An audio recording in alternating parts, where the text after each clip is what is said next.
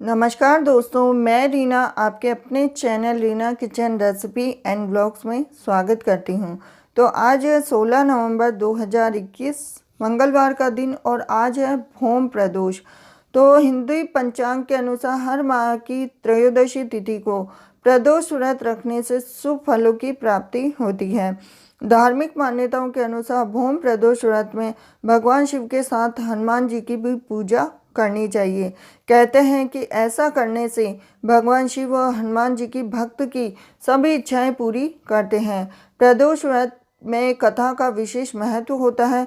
धार्मिक मान्यता के अनुसार प्रदोष व्रत के दिन व्रत कथा पढ़ने या सुनने से भगवान शंकर की विशेष कृपा प्राप्त होती है। तो आइए हम सुनते हैं भोम प्रदोष व्रत कथा। तो एक समय की बात है, एक स्थान पर एक वृद्ध महिला रहती थी। उसका एक बेटा था। वह वृद्धा हनुमान जी की भक्त थी, हमेशा हनुमान जी की पूजा विधि पूर्वक करती थी। अब मंगलवार को वह हनुमान जी की विशेष पूजा करती थी।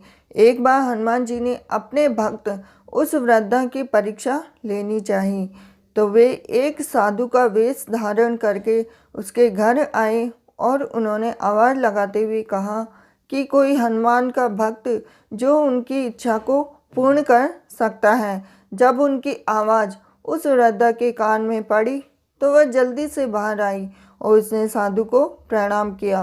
कहा कि आप अपनी इच्छा बताएं। अब इस पर हनुमान जी ने उससे कहा कि उनको भूख लगी है, वे भोजन करना चाहते हैं, तुम थोड़ी सी ज़मीन लीप दो। इस पर उसने हनुमान जी से कहा कि आप ज़मीन लीपने के अतिरिक्त कोई और काम कहें तो वह काम मैं कर दूंगी। तो हनुमान जी ने उससे अपनी बातों को पूरा करने के लिए वचन लिया।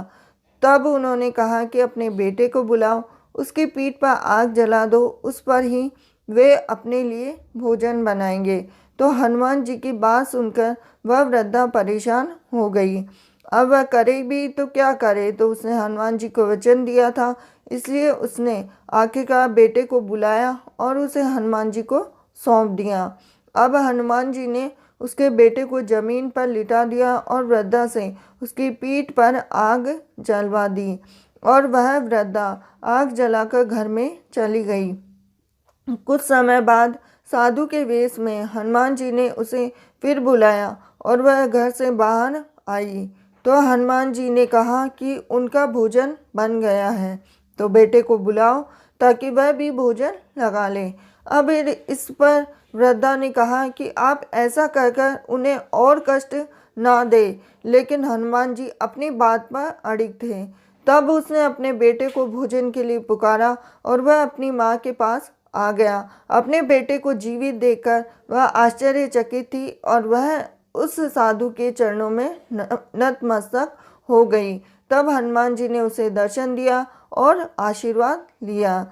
तो ये थी आज की भोम प्रदोष की व्रत कथा। अगर कहानी अधूरी है तो पूरी करना और पूरी हो तो इसका मान रखना। वीडियो पसंद आया हो तो वीडियो को लाइक कीजिए, चैनल पे नए हैं तो चैनल को सब्सक्राइब कीजिए और ऐसी ही जानकारी के लिए मेरे साथ बने रहिए Reena kitchen recipe and blogs में। तो मिलती हूँ नेक्स्ट वीडियो में। हरे कृष्णा।